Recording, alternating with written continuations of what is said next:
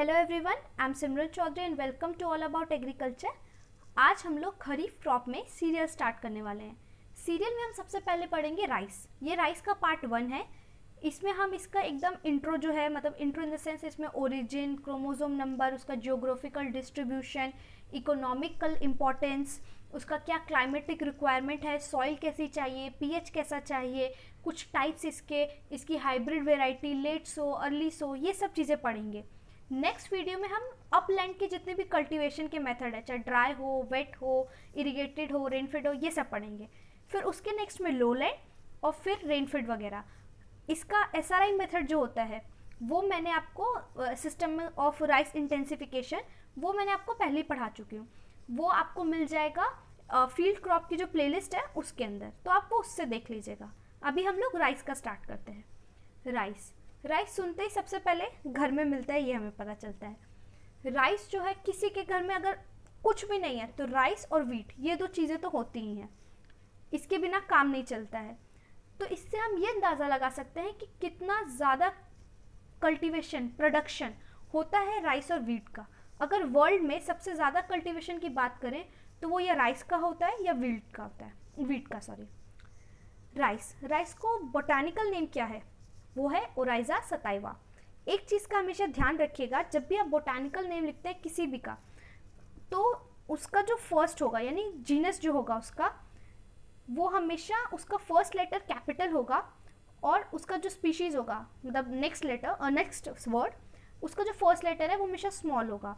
और जब भी आप उसको हैंड रिटन लिख रहे हैं तो उसको अंडरलाइन करना बहुत ज़्यादा ज़रूरी है। जैसे ओराइजा सताइवा लिखा है तो जो फर्स्ट है वर्ड, दैट इज जीनस, उसका ओ कैपिटल है, और वही जो सेकेंड वर्ड है दैट इज स्पीशीज़, उसका एस जो है वो स्मॉल लिखा है। ये बहुत ज़्यादा इंपॉर्टेंट है, वरना एग्जाम में इसके मार्क्स कटते हैं। प्लस कुछ जो ईजी एमसीक्यूज होते हैं उसमें क्या करता है, ऐसे मेंजिफेरा इंडिका लिख देगा मैंगो का, या फिर ओराइजा सताइवा लिख देगा, जिया मेज लिख देगा, और उसमें क्या करेगा, जेड और एम कैपिटल रख देगा। ये मेंजिफेरा इंडिका है तो आई भी कैपिटल रख देगा, एम भी कैपिटल रख देगा। एक वर्ड को अंडरलाइन करेगा, एक को नहीं करेगा, इस टाइप से कर देगा, फिर वो पूरा क्वेश्चन दिया होगा। तो मतलब कि कौन सा इसमें सही है आपको करना होगा, इसमें से चूज एमसीक्यू में। तो इन सब चीज़ों का आप ध्यान रखिएगा कि नाम जो है साइंटिफिक, वो जानने से ज़्यादा ज़रूरी है उसको कैसे लिखने वाले हम। ठीक है, अगर आप पेपर में भी अंडरलाइन करते नहीं हैं, कैपिटल लिख देते तो आपके मार्क्स 0 मिलेंगे, चाहे आपने कितना भी याद करके लिखा हो। तो इसीलिए ये चीज़ का ध्यान रखिएगा। हम आगे पढ़ते जिस टॉपिक पे थे, तो राइस, जिसे हम ओराइजा सताइवा भी कहते हैं, इसका ओरिजिन क्या है? सबसे पहले ये कहाँ पे फाउंड हुआ और कहाँ से इसका कल्टीवेशन स्टार्ट हुआ? तो इसको मेनली इंडिया या इंडो बर्मा माना जाता है। दो साइंटिस्ट थे, डी कैंडोले और वेलिवो।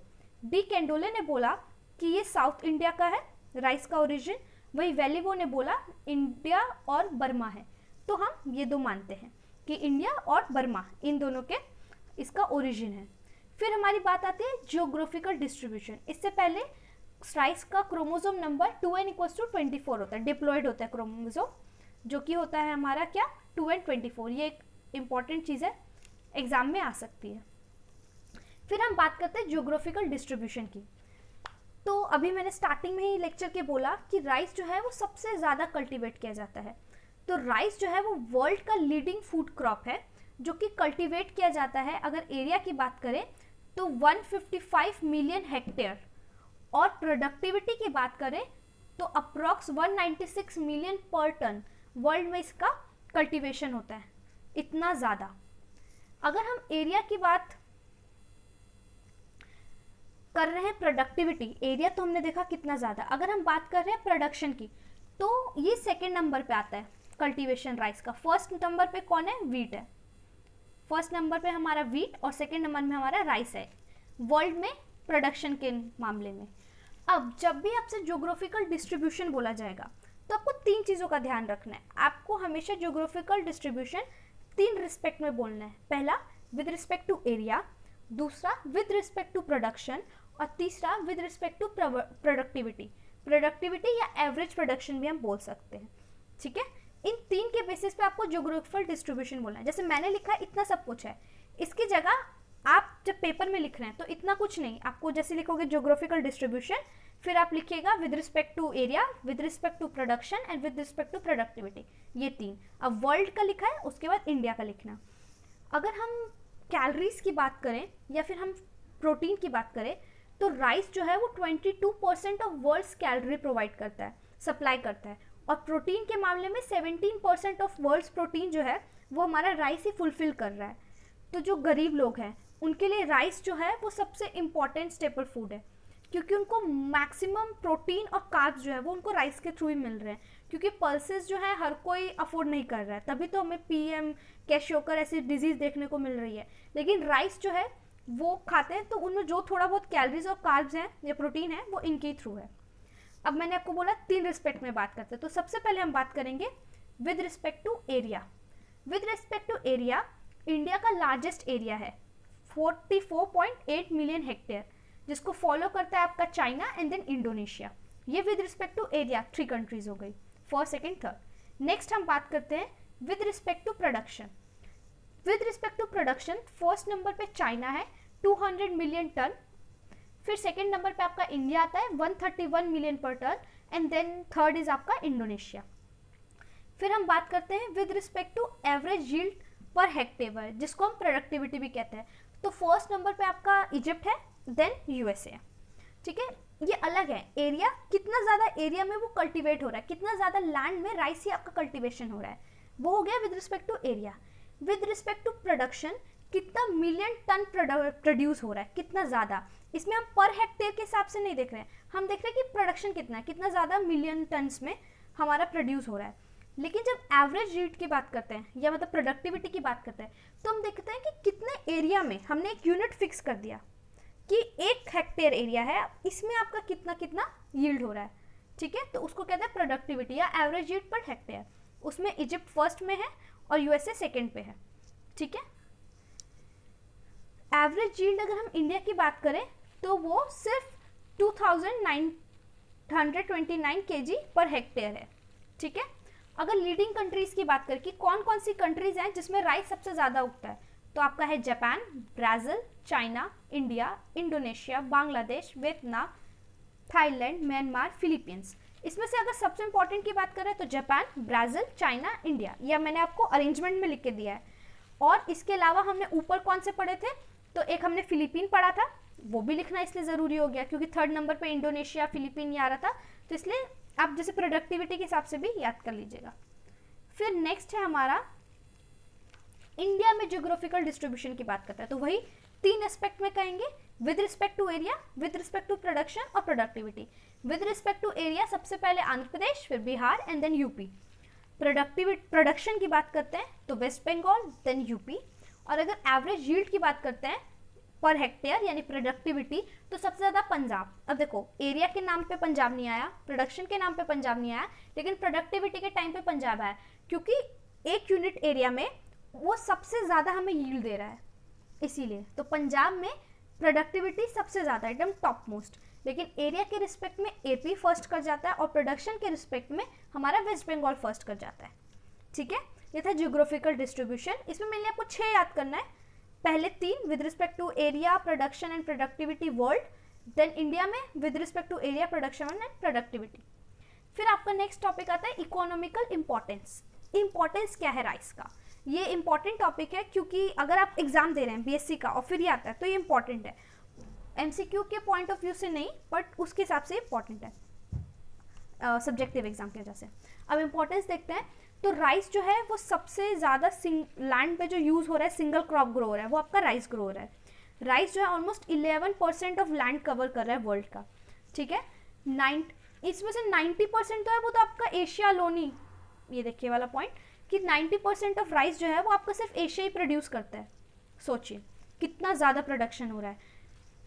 और मैंने आपको स्टार्टिंग में ही बोला था कि जो गरीब लोग हैं, पुअर लोग हैं, वो राइस को जो है उन सबसे ज़्यादा बल्क में ले रहे हैं। तो राइस ईटर और grower from the bulk of world's poor, okay. Rice जो है वो स्टेपल फूड है, सबसे ज़्यादा वर्ल्ड का स्टेपल फूड अगर बोलते हैं तो वो राइस ही है। राइस को एक टाइम था एशियन टाइम पे, जब हमारे पास कॉइन्स वगैरह नहीं हुआ करते थे, तो हम किसी चीज़ का लेन देन कैसे करते थे, तो हम उसमें उस समय सामान का लेन देन करते थे। तुम मुझे 5 किलो आटा दो, मैं तुम्हें 5 किलो चावल दूंगा, इस टाइप से। किलो में नहीं होता था, सॉरी किलो में नहीं होता था उस टाइम पे, मेजरमेंट का भी कुछ नहीं था। तो होता था कि इतना मतलब चावल है तो उसके बदले आप कुछ और दे दो, जैसे शूज़ दे दो, ऐसे इस टाइप से लेन देन होता था। सामान के बदले सामान, पैसे नहीं होते थे। तो उस टाइम पे सबसे जो मतलब यूजफुल और इम्पॉर्टेंट था वो राइस था। राइस को हम लोग उस टाइम पे पे, डेब्ट्स, वेजेस और रेंट के लिए यूज करते थे। It is the single largest source of energy for poor. उसके बाद हम बात करते हैं जो हमारा सबसे कह सकते हैं ये लेक्चर का one of the important topic है, दैट इज क्लाइमेटिक रिक्वायरमेंट। कैसा क्लाइमेट चाहिए राइस को ग्रो करने के लिए।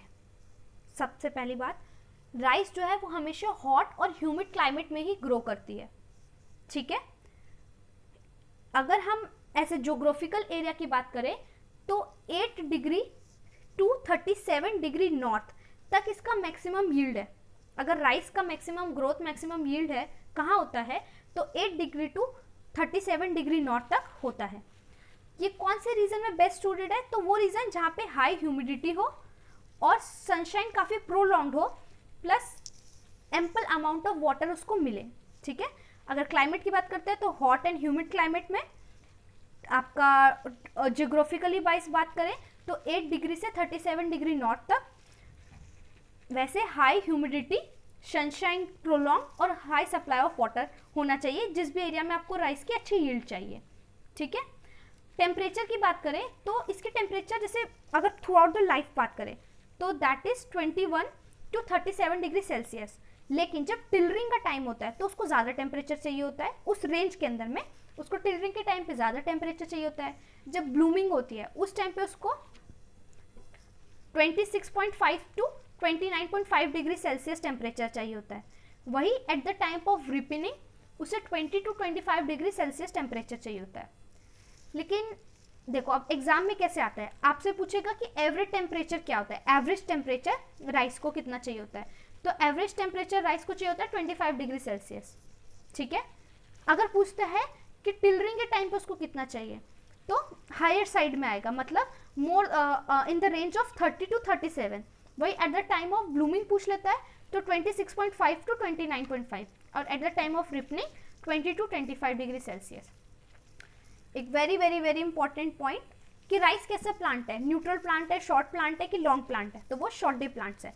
एक चीज़ और मैं बोलना चाह रही थी कि जैसे हमारा ये टॉपिक ख़त्म होगा उसके बाद हम एक MCQ सेशन रखेंगे, उसमें मैं जितने भी मुझे MCQs मिलेंगे पिछले AFO के या UPSC में पूछेगा या कोई भी BHU में, ICR में, मैं उसको कलेक्शन अभी कर रही हूँ, वो हम एक दिन रखेंगे MCQ सेशन।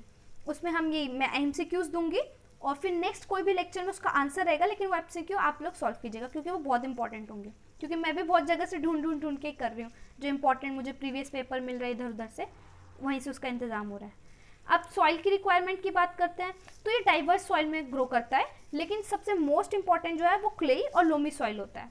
पीएच की बात करें तो 5.5 टू 6.5, मतलब it trying to be neutral कह सकते हैं हम।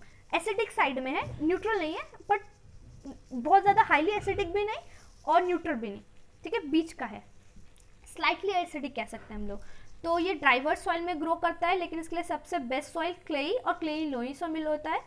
पीएच इसका है 5.5 टू 6.5। सॉइल जो है उसकी वाटर रिटेंशन कैपेसिटी काफ़ी अच्छी होनी चाहिए, ठीक है, और ये क्लोई सॉइल की तो स्पेशलिटी ही होती है, ठीक है। और बेस्ट ये ग्रो करता है अंडर लो लैंड कंडीशन, लो लैंड कंडीशन में सबसे बेस्ट ग्रो करेगा, ठीक है। अब सीजन के बेसिस पे 3 टाइप के राइस होते हैं हमारे पास सीजन के बेसिस में। एक होता है aus, that is autumn, aman that is kharif और winter, and third one is boro that is summer. Aus जो होता है फर्स्ट ऑस जो कि हमारा ऑटम में ग्रो करता है, ठीक है, ये प्री मॉनसून पीरियड में ग्रो होता है, ठीक है। प्री मॉनसून मतलब अप्रैल टू मई के टाइम पे इसकी सोइंग हो जाती है और इसको सितंबर अगस्त के टाइम पे हार्वेस्ट कर देते हैं। और हार्वेस्ट हम देखो कब कर रहे हैं, ऑटम के टाइम पे, इसलिए इसको ऑटम राइस भी बोलते हैं। एग्जाम्पल इसका हो गया IR 36, IR 50, ADT 43, 42 एंड 36, ठीक है। मैंने एग्जाम्पल्स ऐसे लिए हैं जो कि IR फिर उसके बाद नंबर्स हो, तो शायद याद करने में थोड़ा ईजी हो। बाकी आप जो भी बुक से पढ़ेंगे उससे देख लीजिएगा, आपको कोई और इजी एग्जाम्पल मिले तो आप लिख लीजिएगा इसके, क्योंकि काफ़ी एग्जाम्पल थे। फिर नेक्स्ट है अमन, खरीफ या विंटर क्रॉप। इसको हम सो करते हैं जून टू जुलाई या अगस्त तक भी ले जाते हैं, लेकिन हार्वेस्ट इसको विंटर के टाइम पे करते हैं। इनका नाम इनकी हार्वेस्टिंग टाइम पीरियड के हिसाब से रखा है, ऑटम और, तो ये ऑटम के टाइम पे हार्वेस्ट हो रहा है अगस्त सितंबर में, इसलिए इसका नाम ऑटम राइस रखा है। अमन या खरीफ राइस वो हम लोग विंटर के टाइम पे हार्वेस्ट कर रहे हैं, इसलिए इसका नाम ये रखा गया। ठीक है, इसका एग्जाम्पल है IR 64, कोड 43, ADT 37, 45, 48, 47। ठीक है, नेक्स्ट है फिर थर्ड वन बोरो। बोरो जो है समर क्रॉप, समर राइस है, क्योंकि ये समर के टाइम पे हार्वेस्ट किया जाता है और इसे सो जो है वो नवंबर दिसंबर के टाइम पे किया जाता है, और मई जून के आसपास, सॉरी मई जून के आसपास इसको जो है वो कर लेते हैं हम लोग, हार्वेस्ट कर लेते हैं। ठीक है, ये रहा, सॉरी मैं सोची थी मैंने लिखा ही नहीं है, ये रहा। और एग्जाम्पल हो गया इसका ASD 18 सॉरी थोड़ा इधर उधर हो जाता है। फिर अब वेराइटीज़ की बात करते हैं, तो एक मैंने हाइब्रिड वेराइटी लिखी है कुछ, और इंडियन वेराइटीज़ लिखी हैं। इसके अलावा आपको बुक्स में मिलेगा लेट सोइंग की वेराइटीज़, अर्ली सोइंग की वेराइटीज़ और नॉर्मल सोइंग की वेराइटीज़, वो आप लोग देख लीजिएगा। हाँ, कॉम्पिटिटिव के हिसाब से तो वो इम्पॉर्टेंट है, तो एक बार आप लोग देख लीजिएगा, नहीं तो मैं डिस्क्रिप्शन में वो उसके एग्जाम्पल्स लिख दूंगी 4-5। अभी हम बात करते हैं हाइब्रिड वेराइटी की। तो हाइब्रिड है CORH123, मतलब CORH1, CORH2, CORH3, ADTRH1, ADTRH2। और इंडियन वेराइटी की बात करें जो कि काफ़ी इम्पोर्टेंट है, तो वो है रत्ना, जया, ऐश्वर्या, बासमती, रसी। और भी हैं, मुझे थोड़ा इजी लगे याद करने में तो मैंने ये लिखी हैं, रत्ना, जया, ऐश्वर्या, बासमती एंड रसी। फिर आते हैं सीड रेट पे। तो ब्रॉडकास्ट, अगर एवरेज सीड रेट की बात किया जाए, देखो ये तो है कि पर्टिकुलरली आपसे पूछ लिया कि ब्रॉडकास्टिंग क्या है, ड्रिलिंग की क्या है, हाइब्रिड की क्या है, तो ये है। लेकिन अगर सिर्फ ऐसे क्वेश्चन आ जाता है कि what is the seed rate of rice, तो वो होता है आपका 400 से 100 kg पर हेक्टेयर। इसके अलावा ब्रॉडकास्टिंग के टाइम पे 100 के, अगर आप ब्रॉडकास्टिंग कर रहे हैं, मतलब ऐसे मैनुअली थ्रो कर रहे हैं, तो वो होगा 100 kg पर हेक्टेयर। अगर आप ड्रिलिंग कर रहे हैं, वो मशीन से जो होल्स पर्टिकुलर बनते हैं फिर उसमें डालते हैं, तो that is 60 kg per hectare. अगर आप हाइब्रिड वेराइटी यूज़ करें जिसकी यील्ड ऑब्वियसली नॉर्मल से थोड़ी ज़्यादा ही होगी, उसकी या टॉलरेंस पावर ज़्यादा होगी, तो उसकी होती है seed rate 15 kg per hectare. और SRI सिस्टम से, जो मैंने पहले भी आपको बताया था, 6 kg पर हेक्टेयर। ये सीड रेट क्या होता है, अगर आपको नहीं पता है तो सीड रेट होता है कि आप एक हेक्टेयर के लिए कितना सीड सो करने के लिए यूज़ करें, कितना सीड आप यूज़ करें सो करने के लिए एक हेक्टेयर में, उसको कहते हैं सीड रेट। ठीक है, हम जितना हमें हार्वेस्टिंग चाहिए हम उससे थोड़ा ज़्यादा ही सीड रेट डालते हैं, यूज़ करते हैं, क्योंकि जैसे ब्रॉडकास्टिंग में हमने 100 यूज़ किया है, तो इट डजंट नेसेसरी कि आपका 100 का 100 ही ग्रो अप हो जाए। ठीक है, और जैसे आपने 100 डाला, अब कोई लेट सो या अर्ली सो वेराइटी है जिसका ब्रॉडकास्टिंग कर रहा है, तो उसमें हम 25 कम ज़्यादा करते हैं। जैसे अगर आपका अर्ली सोइंग है तो क्या कहते हैं इसमें 125 डाल लिया, लेट है तो 125 kg पर हेक्टेयर कर दिया, इस टाइप से थोड़ा बढ़ा के ही डाल देते हैं। ठीक है, ये आप जैसे पढ़ेंगे, आपके टीचर पढ़ाएंगे तो आपको और अच्छे क्लियरली से बता देंगे।